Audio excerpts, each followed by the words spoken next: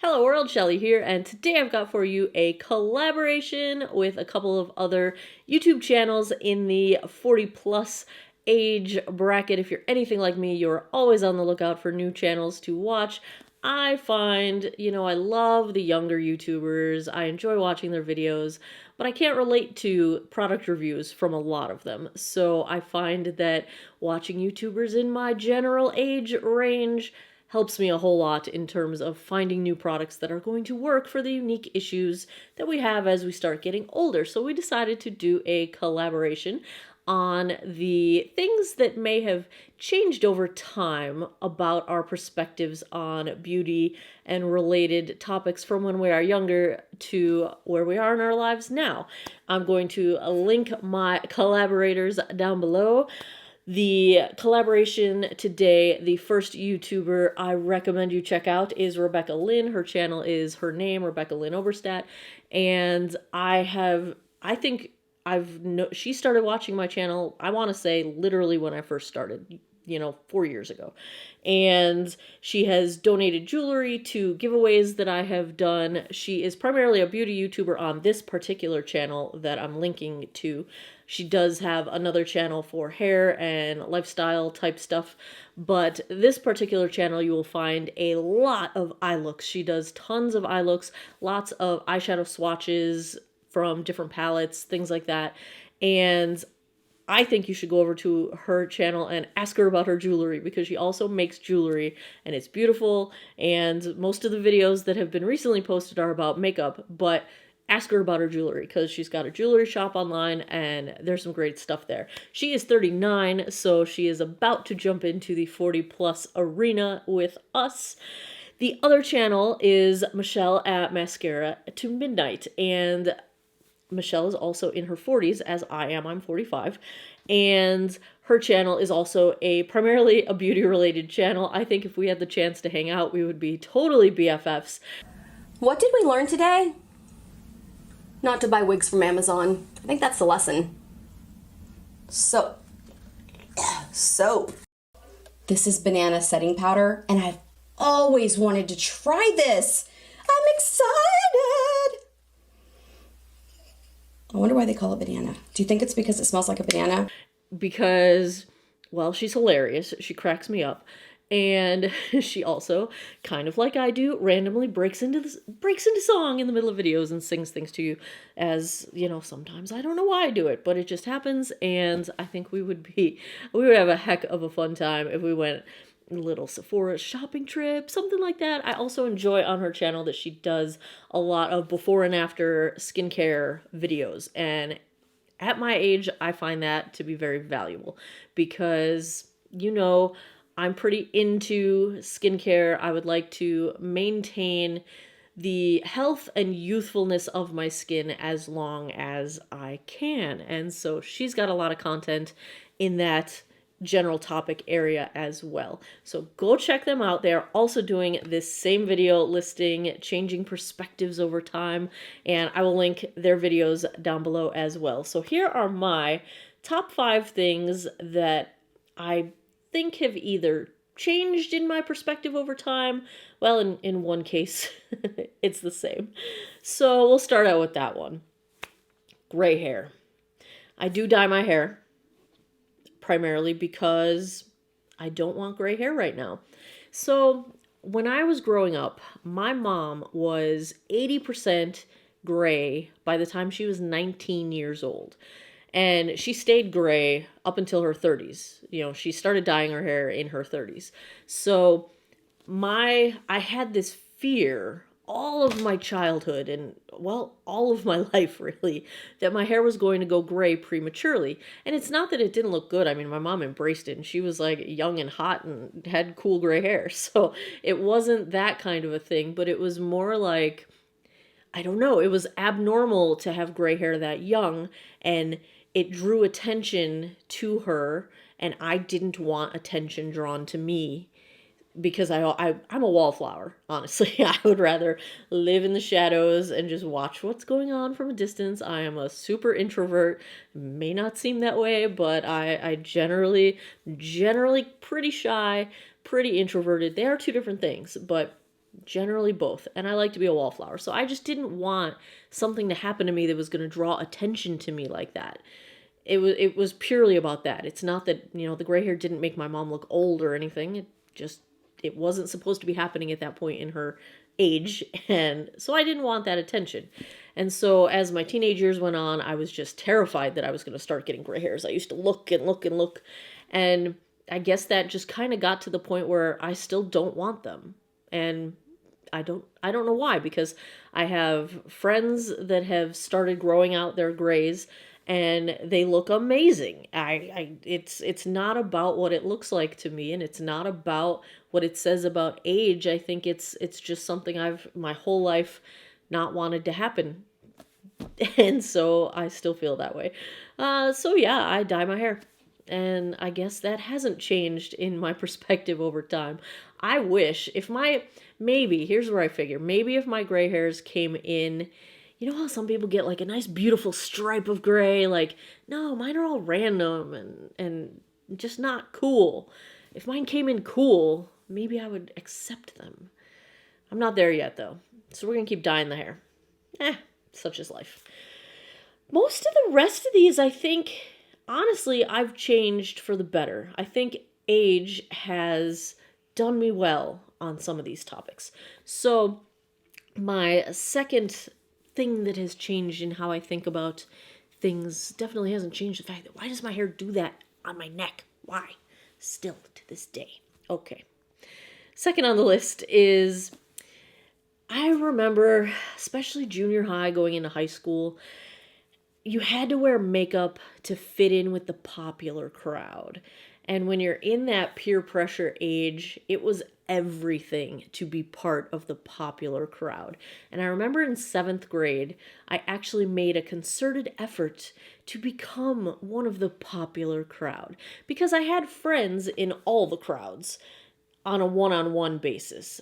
But the way it was in school, the people I was friends with one-on-one that were in the popular crowd wouldn't really acknowledge that they were friends with me when they were amongst their other friends. So, and all of them had, they spent an hour on their makeup and hair before school every day. And I like to sleep.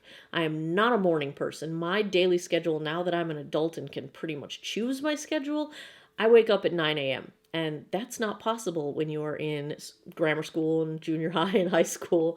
At least it wasn't when I was in school. So I always had to get up early and I would sleep until the very last minute I could. So I never did a whole lot of makeup when I was in high school. So that was always kind of a stumbling block to any chance I had of being a popular kid. Now I know that was all just ridiculous, and I'm embarrassed that I ever even thought that way, because people are people, and if people aren't going to associate with you for some reason based on your clique or your perceived social class in school, screw those people, okay? But these days, I almost feel like it's the opposite.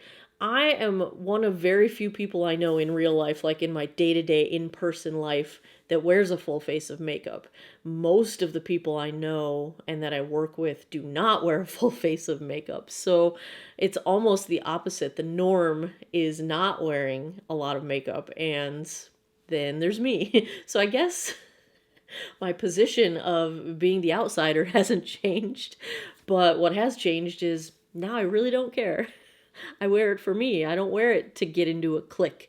I don't wear it to please other people. I don't wear it to be some sort of, version of what fits in somewhere. I wear it because I think I like it, and I like playing with makeup, and I like shiny, and I don't really care what other people think. So that, I think, is an improvement. I do wish it wasn't the way it is in school, because I think even today there's a lot of pressure to fit in based on these very, very artificial, superficial kinds of things, like what clothes you have, what makeup you wear, etc. And it's just not cool. Just not cool.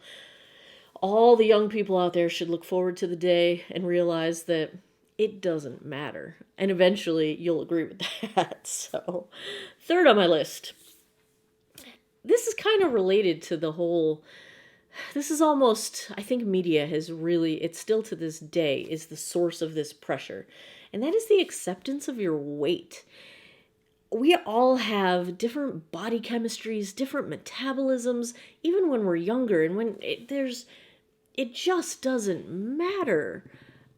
Your weight doesn't determine your value. And I very specifically remember, it was sophomore year in high school, and it was one of the first days of school that year, and I had this pair of black pants and I had this pink sweater, and I had tucked the pink sweater into the black pants, and then I put on a belt, and I was yanking on that belt as tight as I could to cinch my waist as tiny as I possibly could. And at that time I was like a size 6, like I was small.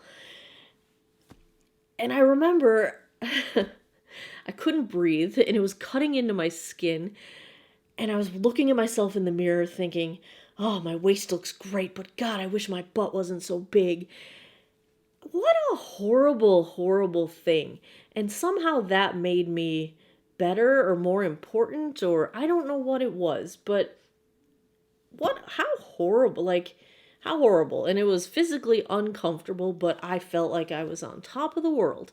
And I don't think that was necessarily peer pressure, because I had friends of all different sizes and shapes, and none of us were pressuring each other to do this stuff. We all wanted to do these things because we were seeing it elsewhere, and we had the magazines, and we would sneak the Cosmopolitan magazine. At least I would, because my mom would let me buy it back then. Which, granted, it's for an older audience than your typical 14, 15-year-old girl.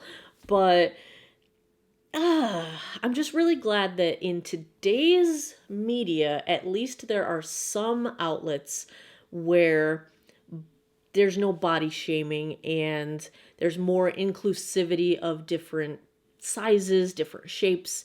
I like that marketing, at least there are some channels of marketing and media, some brands that will have that inclusivity and diversity of sizes, shapes, etc. So it's a good thing that we're a little more accepting of different sizes and shapes, because my metabolism is not helping me in that category. But it was such a huge thing as a kid. Weight has always been an issue for me, and the thing is, it shouldn't have been an issue for me until I was 30, because I didn't gain weight until I was older. All those years that I was so paranoid and freaking out over my weight, I didn't have a weight problem. I was of average weight. So I'm glad for today, where I can wear what makes me comfortable, wear what makes me feel like I look good, and I'm not concerned over what people think. If they think I'm fat, if they think, it doesn't matter. It's about me. It's what I like to wear, how I like to look, how I like to feel. Next, let's talk about wrinkles. I'm pretty into skincare, and I like to minimize my fine lines and minimize my smile lines and all that good stuff. And I don't think I'm necessarily hung up on whether I get wrinkles. We all will. It's part of the aging process. I think my desire not to have wrinkles yet has to do more with a sort of resentment that I have about the fact that, and this probably ties into my gray hair thing as well, the fact that as men get older and they get more lines and they get more gray hair, they are considered more distinguished. And as women, I'm thinking specifically in Hollywood and media and celebrity, and as women get older, you're almost supposed to be put out to pasture. You're done for. I'm trying to remember. I will see if I can find it and link it down below. There was a YouTube video with Tina Fey and some other people, basically a humor spoof on aging in Hollywood as a woman. And that just bugs the crap out of me. The fact that there's this gender difference in how aging is perceived. And so maybe my not wanting to appear that I'm aging has to do with, not wanting to be disregarded by society. and determined irrelevant by society. I'm in a field, I teach. I teach web design and user experience design at James Madison University. I'm an associate professor, and in my field, it actually probably behooves me to look older because there's a sort of distinction to the tenure process. For example, it's all part of how long you've been in the field and the contributions you've made, and aging kind of helps that process, and you're taken more seriously with more experience. And if you look more aged, you probably have more experience. But outside of my career, I think it's just my general feeling that I don't want to be, I'm not ready to be disregarded. And it's a weird thing because I don't feel disregarded, but I don't know. That's just what I think of when I think of what will happen if I look older, you know? And this all probably points to therapy I need to have done. Like, I probably have things going on in this brain that need to be worked through. But this is who I am. This is me. The last thing on my list, granny panties. When I was younger, if there were younger, even up to probably the age of probably my mid-30s, high-waisted underwear, no. Underwear had to be cute. It had to be fancy. It had to be pretty enough to be sitting out on a shelf at the department store. Now, give me all the granny panties, man. I don't care what they look like. Give me those big old comfortable cotton granny panties. Give me those granny briefs. They're so comfortable. They're so, how did I ever have a period in those cute underwear? Like, I don't even know how that, like, how? Like, I know we're in TMI territory here, but aging also gives you the joy of just putting it out there, Yeah, I appreciate granny panties these days. They're good stuff. In fact, I have my favorite pack of granny panties on auto subscribe and save on my Amazon shipments, and I get them every 3 months. So there you have it. Things you probably didn't want to know about me. But there is my list of things that my perspective may have shifted over the years from when I was younger to where I am now at the ripe old age of 45, which, by the way, it's just a number. I don't play that whole game. I don't play the game of, you're too old to wear glitter. You're too old to wear bright colors. You're too old. No, there's no such thing. And that is another thing I appreciate about both of these ladies that I am collaborating with, is that they're not afraid of color. They don't play by the you're too old to do XYZ rules. Bravo, girls. There you have it. My list. That's my list. Please check out my friends. I will link them down below. Let me know in the comments, what has shifted in your perspective over the years, over time? Do you feel better these days? Do you want to go back to those days? Let me know down in the comments below. As always, thanks a lot for taking some time out of your day to geek out over makeup with me. Come back every Monday, Wednesday, Friday, 9 p.m. Eastern time for new videos. I appreciate your time, and I hope you all have an awesome day or night wherever you are in the world. Take care of each other. Bye-bye.